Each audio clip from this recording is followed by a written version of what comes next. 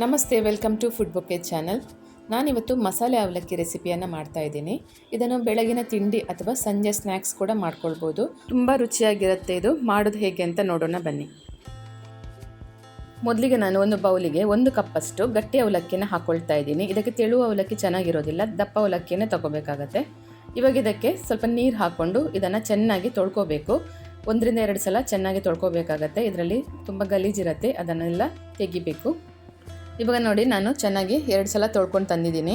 ಇವಾಗ ಇದಕ್ಕೆ ಮತ್ತೊಮ್ಮೆ ಮುಳುಗುವಷ್ಟು ನೀರು ಹಾಕೋಬೇಕಾಗತ್ತೆ. ಇದನ್ನು ಸ್ವಲ್ಪ ಹೊತ್ತು ನೆನೆಯೋದಕ್ಕೆ ಬಿಡಬೇಕು. ಇದನ್ನೊಂದು 10 ನಿಮಿಷ ನೆನೆಯೋದಕ್ಕೆ ಬಿಡಬೇಕಾಗತ್ತೆ. ಇವಾಗ ಸುಮಾರು 10 ನಿಮಿಷ ಆಗಿದೆ. ಇವಾಗ ಇದರ ಮುಚ್ಚಳ ತೆಗೆದು ನೋಡೋಣ. ಅವಲಕ್ಕಿ ನೆಂದಿದೆ ಹೇಳಿ ಚೆಕ್ ಮಾಡ್ಕೊಳ್ಬೇಕು. ಅವಲಕ್ಕಿ ನೆಂದರೆ ಸ್ವಲ್ಪ ದಪ್ಪ ಆಗುತ್ತೆ ಮತ್ತು ಸಾಫ್ಟ್ ಆಗುತ್ತೆ. ಮುಟ್ಟಿ ನೋಡಿದಾಗ ನಮಗೆ ಗೊತ್ತಾಗತ್ತೆ ಅವಲಕ್ಕಿ ಸಾಫ್ಟ್ ಆಗಿದ್ದರೆ ಇದು ಚೆನ್ನಾಗಿ ನೆಂದಿದೆ ಅಂತ. ಇವಾಗ ಈ ಅವಲಕ್ಕಿಯನ್ನು ನಾವು ಸ್ಟ್ರೈನ್ ಮಾಡ್ಕೊಳ್ಬೇಕು. ಇದರಲ್ಲಿರುವಂಥ ಎಕ್ಸೆಸ್ ನೀರೆಲ್ಲ ತೆಗಿಬೇಕು.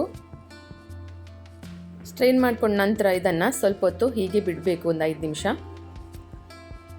ಇವಾಗ ನಾವು ಇದಕ್ಕೊಂದು ಮಸಾಲೆ ರೆಡಿ ಮಾಡ್ಕೊಳ್ಬೇಕು. ನಾನೊಂದು ಲಿಂಬೆಹಣ್ಣು ಗಾತ್ರದಷ್ಟು ದೊಡ್ಡ ಹುಣಸೆ ಹುಳಿಯನ್ನು ಕಿವುಚಿ ನೀರು ಮಾಡಿಕೊಂಡು ಒಂದು ಪ್ಯಾನಿಗೆ ಹಾಕ್ಕೊಳ್ತಾ ಇದ್ದೀನಿ. ಅದಕ್ಕೆ ನಾನು ಒಂದು ಅರ್ಧ ಗ್ಲಾಸಷ್ಟು ನೀರು ಹಾಕ್ಕೊಂಡಿದ್ದೀನಿ. ಇವಾಗ ಇದಕ್ಕೊಂದು 2 ರಿಂದ 3 ಚಮಚದಷ್ಟು ಬೆಲ್ಲ ಹಾಕ್ಕೊಳ್ತಾ ಇದ್ದೀನಿ. ಬೆಲ್ಲ ಕರಗಬೇಕು ಸ್ವಲ್ಪ. ಇವಾಗ ನೋಡಿ, ಬೆಲ್ಲ ಕರಗ್ತಾ ಬರ್ತಾ ಇದೆ. ಈ ಟೈಮಲ್ಲಿ 2 ಸ್ಪೂನಷ್ಟು ಸಾರಿನ ಪುಡಿ ಹಾಕ್ಕೊಳ್ತಾ ಇದ್ದೀನಿ.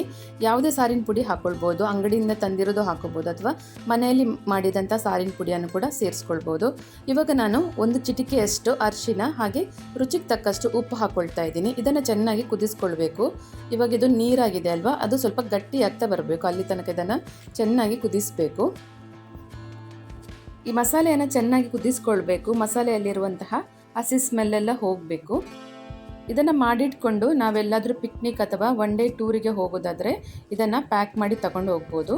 ಇವಾಗ ನೋಡಿ, ಮಸಾಲೆ ಚೆನ್ನಾಗಿ ಕುದ್ದಿದೆ, ಗಟ್ಟಿಯಾಗಿದೆ ಮಸಾಲೆ. ಈ ಟೈಮಲ್ಲಿ ನಾವು ಅವಲಕ್ಕಿ ಸೇರಿಸ್ಕೊಳ್ಬೇಕು. ಅವಲಕ್ಕಿ ಸೇರಿಸ್ಕೊಂಡ ನಂತರ ಚೆನ್ನಾಗಿ ಇದಕ್ಕೆ ಒಂದು ಮಿಕ್ಸ್ ಕೊಡಬೇಕು. ಮಸಾಲೆ ಜೊತೆ ಅವಲಕ್ಕಿ ಚೆನ್ನಾಗಿ ಬೆರೀಬೇಕು. ಇವಾಗ ಇದಕ್ಕೊಂದು ಒಗ್ಗರಣೆ ರೆಡಿ ಮಾಡ್ಕೊಳ್ಳೋಣ. ನಾನೊಂದು ಬಾಣಲೆನ ಬಿಸಿಗಿಟ್ಕೊಂಡಿದ್ದೀನಿ. ಅದಕ್ಕೆ 3 ಸ್ಪೂನಷ್ಟು ತೆಂಗಿನ ಎಣ್ಣೆ ಹಾಕ್ಕೊಳ್ತಾ ಇದ್ದೀನಿ. ಎಣ್ಣೆ ಬಿಸಿ ಆಗ್ತಾ ಇದ್ದಾಗೆ 1 ಸ್ಪೂನಷ್ಟು ಸಾಸಿವೆ ಹಾಕ್ಕೊಂಡಿದ್ದೀನಿ. ಹಾಗೆ 1 ಸ್ಪೂನಷ್ಟು ಉದ್ದಿನಬೇಳೆ ಹಾಕ್ಕೊಳ್ತಾ ಇದ್ದೀನಿ. ಇವಾಗ 1 ಸ್ಪೂನಷ್ಟು ಕಡಲೆಬೇಳೆ ಹಾಕ್ಕೊಂಡಿದ್ದೀನಿ. ಇದರ ಜೊತೆಗೆ ನಾನು 2 ರಿಂದ 3 ಸ್ಪೂನಷ್ಟು ಕಡಲೆ ಬೀಜ ಹಾಕ್ಕೊಂಡಿದ್ದೀನಿ. ಕಡಲೆ ಬೀಜ ನಿಮಗೆ ಟೇಸ್ಟಿಗೆ ಅನುಸಾರ ಜಾಸ್ತಿ ಕೂಡ ಹಾಕ್ಕೋಬೋದು ಅಥವಾ ಕಡಿಮೆನೂ ಹಾಕ್ಕೊಳ್ಬೋದು. ನನಗೆ ಕಡಲೆ ಬೀಜ ಅಂದರೆ ಸ್ವಲ್ಪ ಜಾಸ್ತಿ ಇಷ್ಟ, ಅದಕ್ಕೆ ನಾನು ಜಾಸ್ತಿನೇ ಹಾಕ್ಕೊಂಡಿದ್ದೀನಿ.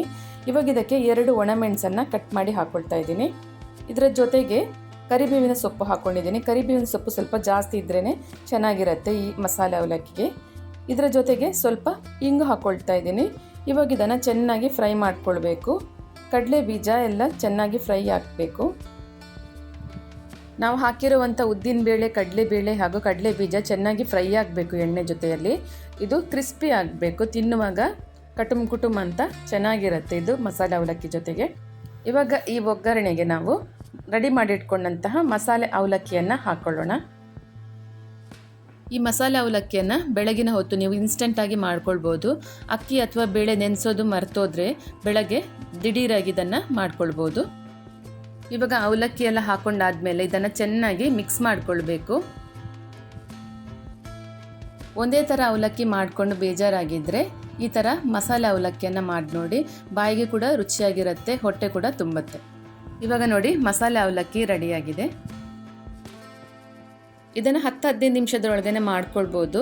ಈ ಮಸಾಲೆ ಅವಲಕ್ಕಿ ರೆಸಿಪಿ ನಿಮ್ಗೆ ಇಷ್ಟ ಆಗಿದ್ದರೆ ವಿಡಿಯೋದ ಕೊನೆಗೊಂದು ಲೈಕ್ ಕೊಡಿ, ಹಾಗೆ ವಿಡಿಯೋನ ಶೇರ್ ಮಾಡಿ. ಹಾಗೆ ನನ್ನ ಚಾನಲ್ಗೆ ನೀವಿನ್ನೂ ಸಬ್ಸ್ಕ್ರೈಬ್ ಆಗದಿದ್ದರೆ ದಯವಿಟ್ಟು ಸಬ್ಸ್ಕ್ರೈಬ್ ಆಗಿ. ಮತ್ತೊಂದು ಹೊಸ ರೆಸಿಪಿಯೊಂದಿಗೆ ಮತ್ತೆ ಬರ್ತೀನಿ. Thank you for watching.